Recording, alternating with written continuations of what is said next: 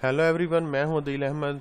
आपकी खिदमत में हाजिर हूं सी प्लस प्लस प्रोग्रामिंग के एक नए लेक्चर नंबर 10 के साथ, जिसमें आज हम सीखने जा रहे हैं local variable, global variable, statics variable और रजिस्टर वेरिएबल क्या होते हैं। इन वेरिएबल्स को हम देखते हैं। तो चलते हैं जी, स्टार्ट करते हैं। सबसे पहले हम डव सी प्लस प्लस अपना प्रोग्राम जो सॉफ्टवेयर है उसको ओपन करते हैं, फ़ाइल क्रिएट करते हैं, new source file, control N भी प्रेस करके आप न्यू फाइल जो है वो क्रिएट कर सकते हैं। तो सबसे पहले जी मैं एज़ यूजुअल जो है अपनी लाइब्रेरीज़ को इंक्लूड करूँगा इसके अंदर। आयो स्ट्रीम पहले, तो उसके बाद है जी यूजिंग नेम स्पेस एसटीडी। उसके बाद जी हम इंट मेन लगाएंगे इसके अंदर। फिर उसके बाद इसकी बॉडी आ गई और फिर इसके अंदर जी हमको रिटर्न लिखना है, रिटर्न 0 करवा देंगे। चलें जी, ये हमारा बेसिक स्ट्रक्चर आ गया। अब मैंने करना क्या कि अब यहाँ पे एक फंक्शन हमारा चैप्टर चल रहा है, तो उसी के अंदर ही हमने लोकल ग्लोबल वेरिएबल्स को देखना है। स्टैटिक वेरिएबल रजिस्टर देखेंगे। ज़रूरी नहीं कि सिर्फ आप फंक्शन के अंदर इनको इस्तेमाल कर सकते हैं, local global variable, register variable या स्टैटिक वेरिएबल को।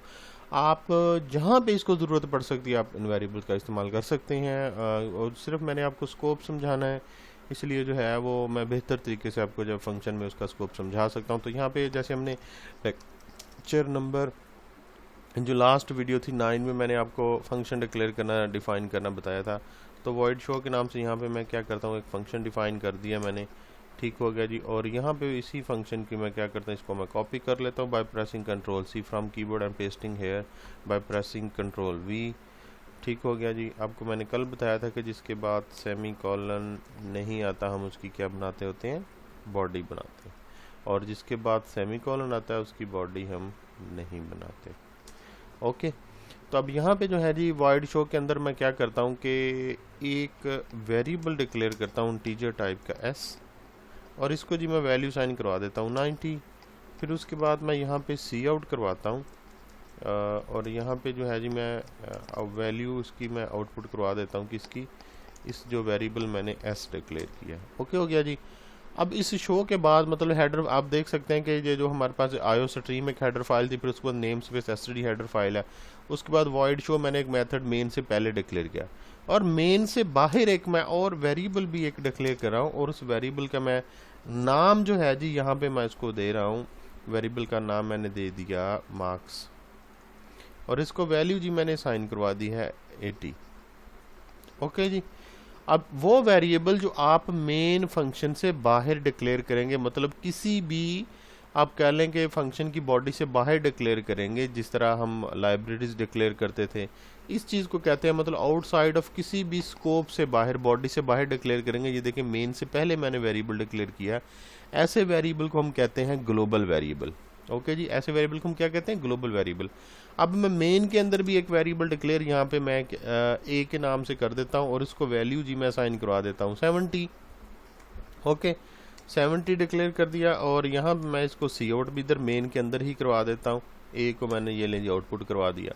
अगर आप गौर करें गाइस, तो मैंने यहाँ पे एक वेरिएबल ग्लोबल डिक्लेयर किया है जो मेन से बाहर है, और एक वेरिएबल मैंने मेन के अंदर डिक्लेयर किया है, और एक जो वेरिएबल है मैंने जो शो मेथड के नाम शो फंक्शन डिक्लेयर किया था, उसके अंदर मैंने एस के नाम से इंटीजर टाइप का तीनों इंटीजर टाइप के डिक्लेयर किए हैं। ज़रूरी नहीं है आप डिफरेंट टाइप के भी कर सकते हैं, यहाँ पे इंटीजर हो जाए, यहाँ पे फ्लोट हो जाए, यहाँ पे करेक्टर, नो इशू, इससे कोई फ़र्क नहीं पड़ता, वो आपकी रिक्वायरमेंट है।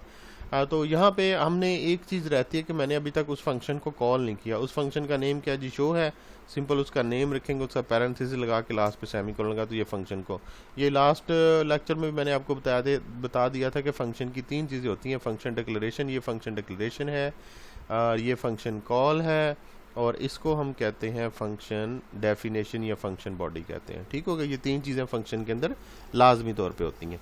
तो मैंने यहाँ पे बताया, अब मैं ऐसा वेरिएबल जो आउटसाइड किसी भी बॉडी से बाहर फंक्शन के डिक्लेयर किया जाए, हम उसको ग्लोबल वेरिएबल होते हैं। अब ग्लोबल वेरिएबल का क्या मकसद है, ग्लोबल वेरिएबल जी जैसे ही प्रोग्राम की एग्जीक्यूशन स्टार्ट होती है, मतलब आप कह लें कि हेडर फाइल्स अटैच होती है, उसके फ़ौरन बाद जो है वेरिएबल ये रैम में क्रिएट हो जाते हैं। ये उस वक्त तक क्रिएट रहते हैं जब तक पूरा प्रोग्राम रन हो के हमें आउटपुट दे के हम उसको कह लें कि शट डाउन नहीं करते उस वक्त ये रैम में क्रिएट रहता है, जिसको ग्लोबल वेरिएबल कहते हैं। ठीक हो गया। इसका स्कोप ऑफ लाइफ कह लें कि थ्रू आउट द प्रोग्राम है। ठीक हो गया, स्कोप इसका पूरे प्रोग्राम के अंदर है। अब स्कोप क्या होता है, लाइफ टाइम क्या होता है, दोनों डिफरेंट चीज़ें मैं आपको समझाता हूँ। अब यहाँ पे देखें कि इस मेन के अंदर, मेन की बॉडी क्या है, इस करली ब्रेसिस से लेके ये जो रेड हाईलाइटेड है, इसको कहते हैं scope of the main function. ये मेन फंक्शन का स्कोप है, मतलब उसकी बॉडी है। अब इसके अंदर मैंने एक वेरिएबल डिक्लेयर किया है इंटीजर टाइप का ए के नाम से, और उसको मैंने जो वैल्यू साइन करवा दिया वो 70 असाइन करवा दिया। जब कंट्रोल मेन के अंदर आएगा फिर ये ए वेरिएबल क्रिएट होगा। ग्लोबल का मैंने बताया कि जैसे ही प्रोग्राम एग्जीक्यूशन स्टार्ट करता है तो ये जो ग्लोबल वेरिएबल मार्क्स के नाम से इसने क्रिएट हो जाना है।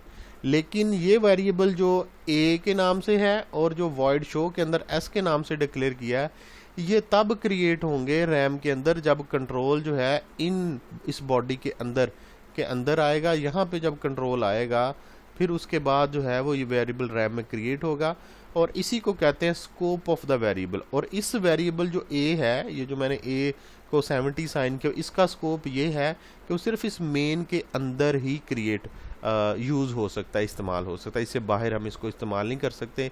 यही इसका स्कोप है। अब इसका लाइफ टाइम क्या है, लाइफ टाइम इसका ये है कि जैसे ही कंट्रोल मेन में इंटर होगा तो ये वेरिएबल रैम में क्रिएट हो जाता है। जैसे ही कंट्रोल जो है इसको एग्जिट करेगा, मतलब इससे बाहर आएगा, तो ये वेरिएबल जो है रैम से डिस्ट्रॉय हो जाएगा, इसे मेमोरी वापस ले ली जाएगी। ये है जिसका लाइफ टाइम। आई होप कि आप समझ चुके होंगे कि स्कोप किसे कहते हैं। स्कोप ये है कि इसको सिर्फ मेन के अंदर हम इसको एक्सेस कर सकते हैं, मेन से बाहर नहीं कर सकते।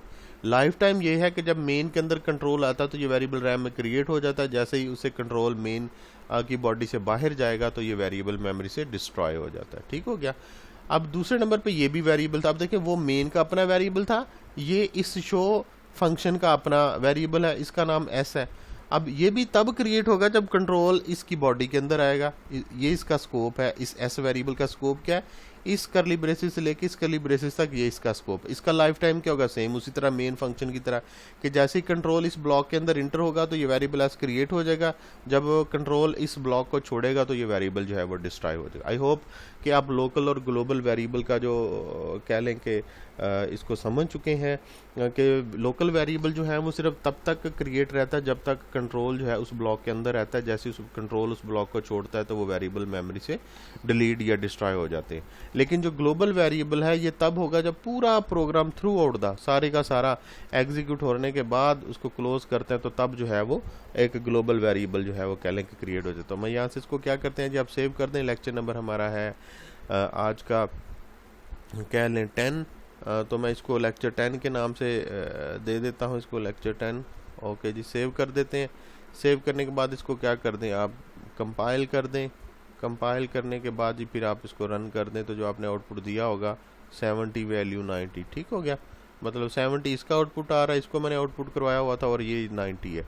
ठीक हो गया। अब जो मैंने ग्लोबल वेरिएबल उसको तो इस्तेमाल करके दिखाया ही नहीं आपको। अब देखें ये वेरिएबल मैंने बाहर डिक्लेयर किया हुआ था मार्क्स के नाम से ना मेन के अंदर है ना शो फंक्शन के अंदर है। यहाँ पे अगर मैं मार्क्स लिखूंगा तो ये आउटपुट हो जाएगा। ठीक हो गया। अगर आप उसी वेरिएबल को यहाँ मेन के अंदर भी एक्सेस करना चाहते हैं तो आप उसको कर सकते हैं।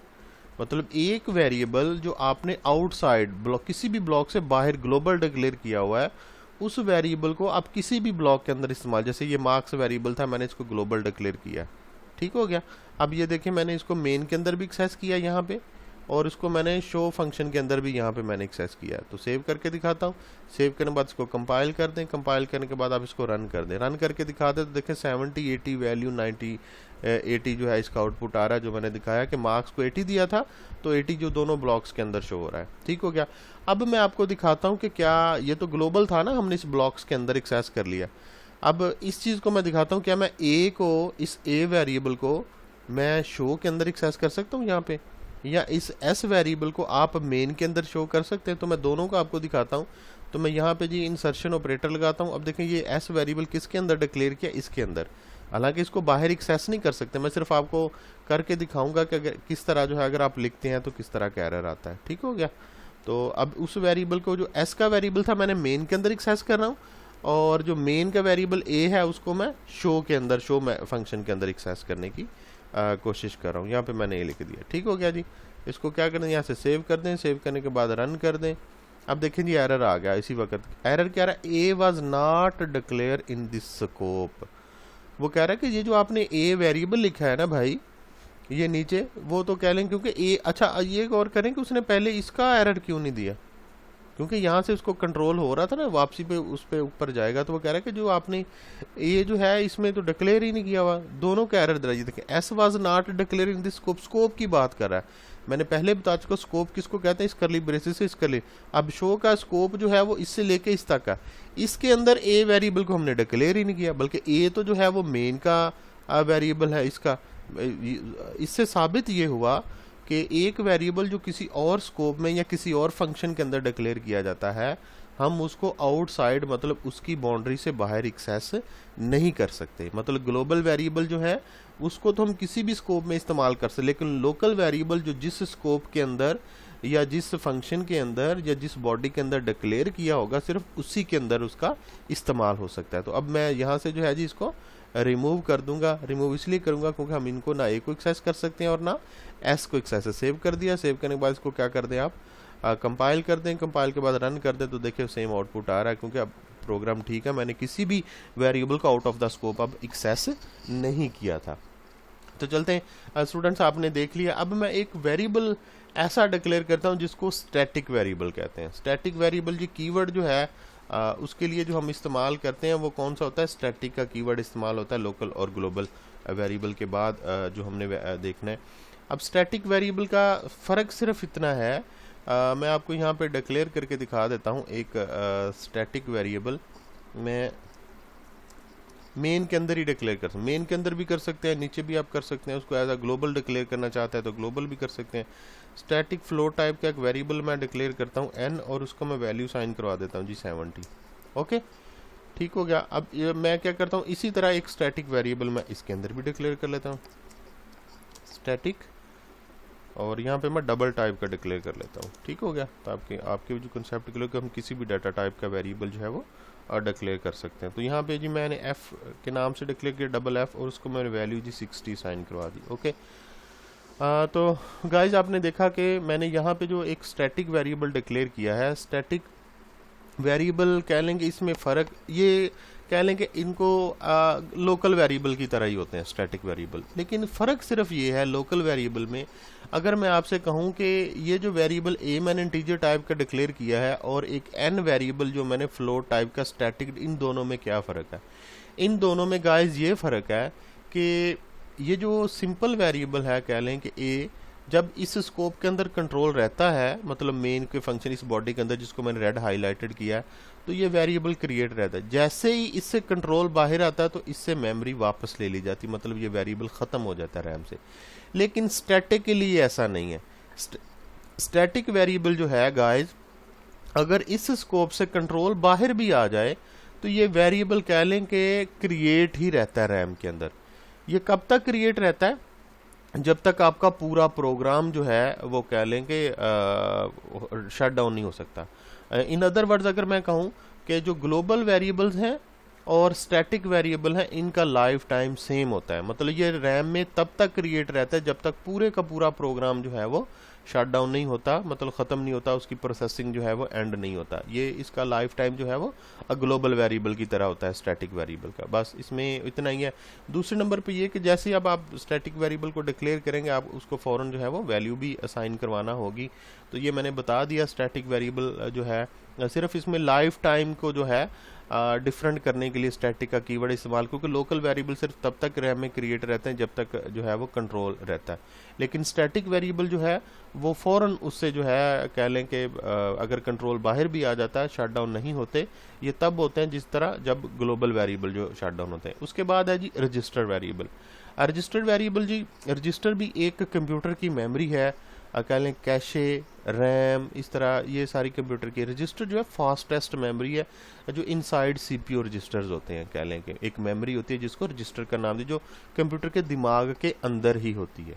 रैम कह लें एक अलहदा से जो कंप्यूटर का दिमाग है जिसको सीपीयू कहते हैं, सेंट्रल प्रोसेसिंग यूनिट प्रोसेसर कहते हैं, उससे एक सेपरेट होती है कि मतलब थोड़ा सा कह लें कि एक मैसेज भेजना पड़ता है लेने के लिए। एक चीज़ आपके पास ही पड़ी हुई है, आपकी पॉकेट में है, वहाँ से उठा लेनी, तो वो उसको ज़्यादा फास्ट होते हैं रजिस्टर वेरिएबल। इनको डिक्लेयर करने के लिए सिर्फ हम रजिस्टर का कीवर्ड इस्तेमाल करते हैं। अब इनका वो इतना वो ज़्यादा कोई फ़र्क नहीं है, सिर्फ ये फास्ट, इनकी प्रॉपर्टी क्या, खसूसियत क्या है कि ये फास्टेस्ट होते हैं। रैम में जो वेरिएबल क्रिएट होते हैं बाकी सारे, ये उनकी निस्बत जो है बाकी जितने भी हमने स्टैटिक डिक्लेयर किए इंटीजर, वो सारे के सारे रैम में क्रिएट होते हैं। लेकिन रजिस्टर वेरिएबल है, जाहिर सी बात है किस में क्रिएट होंगे, मैं इंटीजर टाइप के यहाँ पे वेरिएबल डिक्लेयर करता हूँ और इसको नाम मैं W दे देता हूँ। ठीक हो गया, तो ये रजिस्टर वेरिएबल को डिक्लेयर करने का एक तरीका है। ठीक हो गया जी, मैंने सेव कर दिया। सेव करने के बाद यहाँ से कंपाइल कर दें। कंपाइल करने के बाद जो है जी इसको रन कर दें। तो स्टूडेंट्स, हमने देखा लेक्चर नंबर 10 में कि किस तरह लोकल, ग्लोबल वेरिएबल, स्टैटिक और रजिस्टर वेरिएबल को डिक्लेयर करते हैं। तो गाइस, अभी तक अगर आपने मेरा चैनल सब्सक्राइब नहीं किया तो काइंडली सब्सक्राइब करें। मिलते हैं नेक्स्ट लेक्चर में, तब तक के लिए अल्लाह हाफिज़।